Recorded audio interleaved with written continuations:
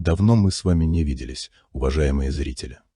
Я занят другим проектом, далеким от моего хобби исторических расследований. Вы пишете, что соскучились по логике автора. Не по сенсациям, не по страшилкам, не по мистике, а именно по логике. Считаю это успехом моего дела. Отдыхая от своего проекта, я решил перелистать уголовное дело без номера от 6 февраля 1959 года. Так я долистал до страницы 77, где начинается серия рисунков места происшествия. Всего имеем 5 рисунков. Общий план места, вид от палатки на лощину Лозьвы, план поисковых работ в лощине, 2 вида на палатку со стороны кедра. Давайте рассмотрим их вместе с вами.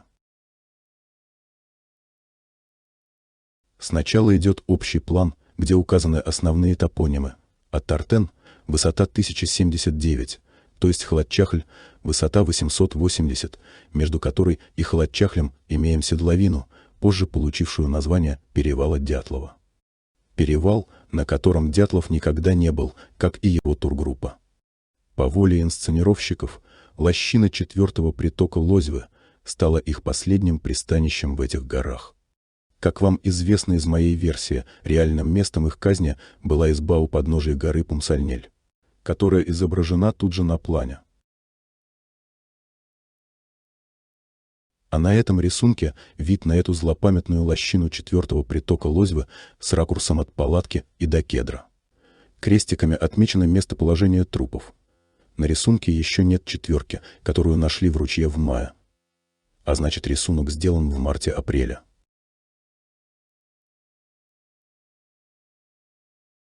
Эта панорама из УД напоминает схему Масленникова, вид от палатки на лощину Лозьвы из его тетради в клетку.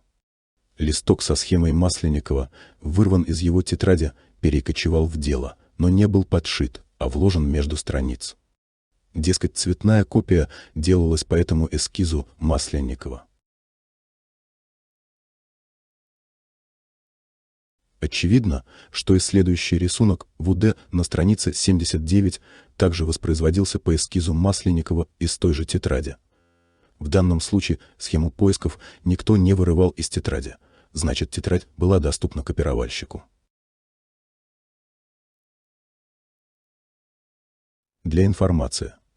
2 тетради дневники Масленникова до последнего времени находились в фонде Дятлова. Лет 10 назад бывший студент УПИ, поисковик первого эшелона Владислав Карелин передал их фонду.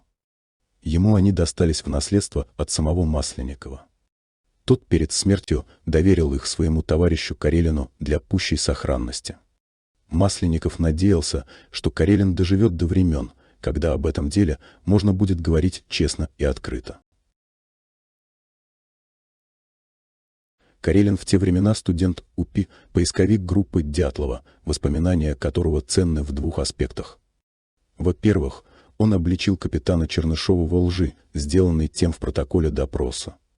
Чернышов показал, что его поисковую группу из 5 человек и запасом еды на неделю забрал вертолет с хребта километров 10 южнее от Халатчахля и доставил к палатке.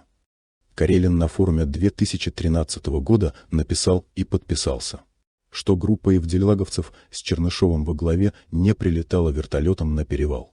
Они подошли к палатке на лыжах, траверсом хребта со стороны истока Ауспии. А значит, именно у чернышовцев были средства, еда на неделю и возможность, шли пешком, заложить ложный лабаз в истоках Ауспии. Во-вторых, в одном из своих интервью Карелин вспомнил, как Яровой на квартире Масленникова делал читку своей книги высшей категории трудности о трагедии группы Дятлова. Тогда Яровой и Масленников интенсивно обсуждали, что писать об избе. В результате в книгу вошло 2 избы, одна заброшенная и другая у подножия Ат-Тартена, там, где укрылись дятловцы от непогоды с раненой девушкой, пока их там не нашел вертолет. Человек-боец Карелин сейчас активно разоблачает поисковика Сагрина с его новой выдумкой о разлитом ракетном топливе. Следы столбиком Сагрина в этом деле проложены от внедрения Золотарева в группу до снятия несуществующей записки со станции на Ат-Тартене. Потом были ураганы, лавины, снежные доски. Сейчас вышла на орбиту ракета с миллионными просмотрами, возникшими за один день. Операция «Завеса» в действии. Пурга, барин. Пурга. Кто же перерисовывал эти рисунки из тетради Масленникова в уголовное дело? Машинистка? Студенты? Может, Тимпалов? Сам Иванов? Нет, друзья, изготовил все эти рисунки в УД Евгений Масленников собственноручно. Посмотрите, я сличил стиль пиктограмм и подписей в деле на странице 78 и в тетради Масленникова. Несмотря на то, что надписи в деле ближе к чертежным, а в тетради рукописный шрифт, все равно характерные стилистические элементы почерка Масленникова проступают четко. Нули, буквы «Я» и «А» — типичные инварианты почерка, выдают его. А слова о фонарике вообще идентичны на обоих рисунках. Обратите внимание, как любил изображать палатку Масленников. В перспективе, так, как видит глаз. Задав себе вопрос, кто рисовал, и получив ответ «Масленников», я сразу же спросил себя, а как же изба с того эскиза, вид от палатки на лощину Лозьвы? Как вы помните из моего выпуска номер 12 «Бегство через хребет», Масленников указал на этом рисунке точное направление на избу и изобразил ее пиктограммой. Указанное им направление в точности совпадает с местоположением избы, ранее найденным мною в выпуске 9, благодаря схеме Ярового в тетради Масленникова. Затем мы с вами уточнили положение избы по приметам с безукоризненной точностью, описанными Яровым в его книге высшей категории трудности. Как известно, скрытые подписи и изображения на полотнах великих мастеров обнаруживают благодаря технологии подсвечивания картины в ультрафиолетовом или инфракрасном свете. У меня нет оригинала, чтобы применить эту технологию. Но у меня есть аналог такой подсветки в моей программе анализа электронных изображений. Убирая цвет карандаша, которым штриховали рисунок при создании фона, изменяя контрастность, мы можем заглянуть за штукатурку штриховки, не прячутся ли за ней еще какие-то изображения. Далее будьте внимательны, я сейчас буду медленно менять цветность и добавлять контрастность. Начнем с оригинала. Смотрите в точку, где смыкаются две большие горы.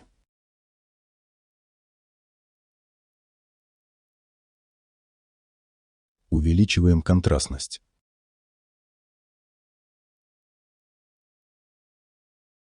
Изменяем палитру.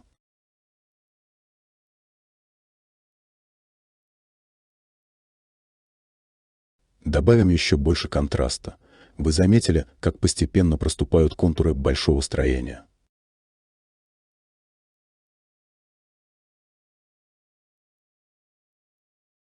Если не все видят на своих смартфонах, что там, то я помогу прорисовкой.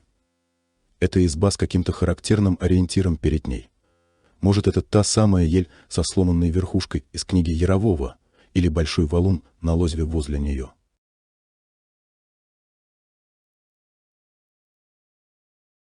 А теперь посмотрим то же самое в ультрафиолете.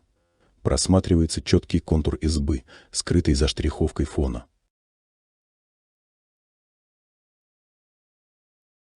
А вот в условно-инфракрасном свете становится лучше видна рукописная надпись над избой.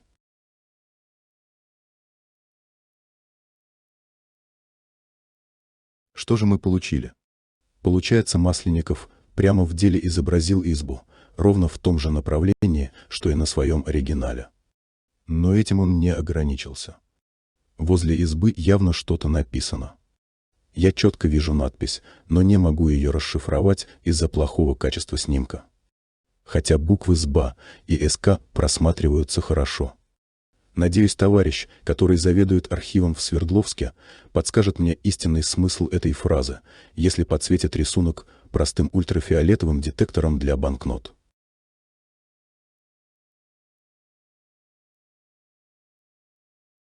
Итак, мы имеем 3 рисунка избы, 1 от Ярового и 2 от Масленникова.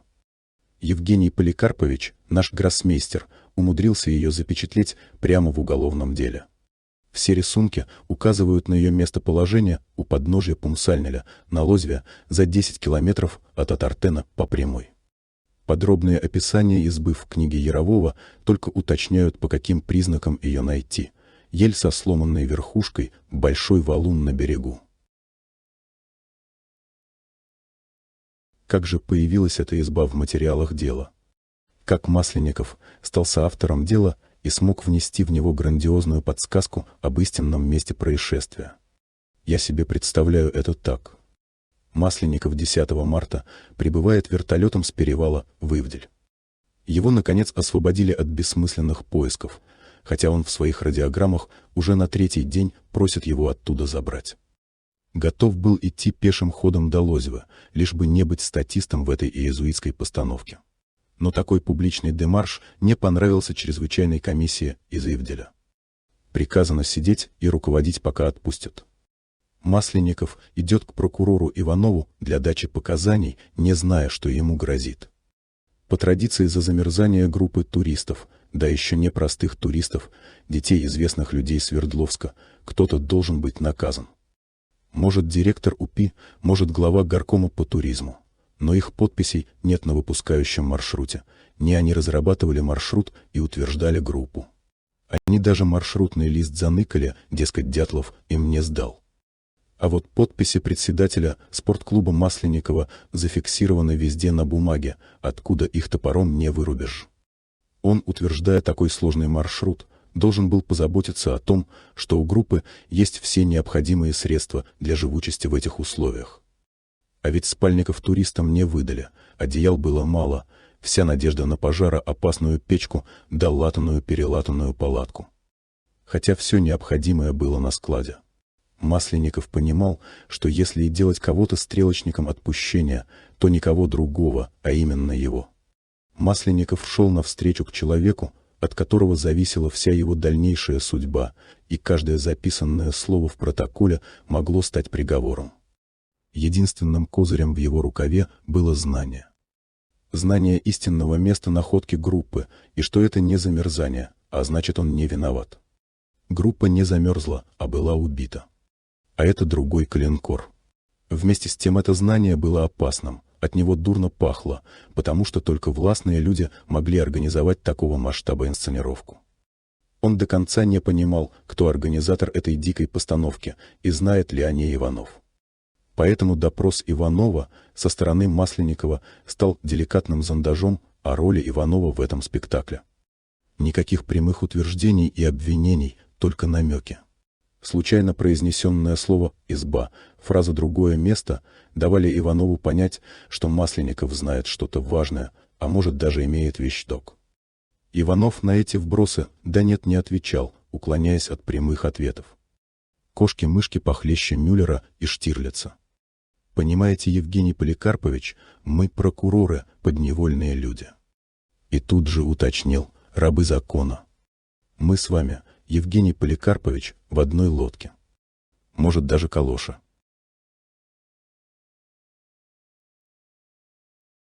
Но вот протокол формально написан и подписан. Пришлось врать и поддакивать основной версии об ураганном ветре, босых следах и прочее. С облегчением в душе Евгений Поликарпович заметил, что протокол написан нейтрально и сортировочная горка фактов не ведет к стрелочнику Масленникову. Но как подстраховаться? Партия, если не дала, то отдаст приказ не Иванову, так Темпалову, и все изменится в мгновение ока. И тут Иванов дает ему подачу, прямо золотой пас. Евгений Поликарпович, я заметил, вы прекрасно рисуете. На горе у вас тетрадку видел со схемами, поэтому и попросил вас ее принести. Не откажите в просьбе, мне в дело нужны рисунки плана места происшествия, положения трупов, где и как велись поиски. Можете для меня нарисовать? Вот бумага и карандашики. Я потом подошью к делу. Разве откажешь? Такое сотрудничество только сближает. У Иванова все так. Молодежь, вот вам мой фотоаппарат. Нащелкайте мне следов, палатку сфоткайте, и под кедром, тоже попрошу, положение 2 юр зафиксируйте. Кстати, вот пленки дятловские, проявите их на досуге и заодно напечатайте мне из них фоток для дела. Да и про себя, и родителей дятловцев не забудьте. И вот Масленников показывает Иванову рисунки из тетради, какие выбрать. Вот здесь я вид от палатки запечатлел и привязку к ней по направлениям на важные объекты. Иванов взглянул, увидел избу в конце среднего луча и сказал: «Да, этот вид от палатки обязательно нарисуйте, за исключением этих привязок на важные объекты. Их, пожалуй, не нужно. Партия лучше разбирается в азимутах и направлениях. А рисуночек ваш из тетради прошу вырвать и мне на память оставить». Масленников внял, рисует не спеша, спешка его делу помеха. И когда Иванов вышел из кабинета, Масленников нарисовал избу в характерной ему манере, в перспективе и с большим коньком крыши. Выше крыши подписал: «Изба у скалы, где нашли группу». И быстро заштриховал цветным карандашом под фон. Может, через время, когда его прижмут, и придется доказывать, что я говорил об избе прокурору, а он игнорировал. У меня и доказательство имеется. Оно прямо в уголовном деле, спрятано под туманом фона. Вы ластиком потрите. Вот такой вид от палатки в сторону истины получился у Масленникова. За что с него и ярового прокурор Иванов перед закрытием дела поспешил взять подписки о неразглашении. Теперь понятно, почему только у этих двоих. Спасибо за просмотр. До новых встреч. С вами был Михаил Бутов.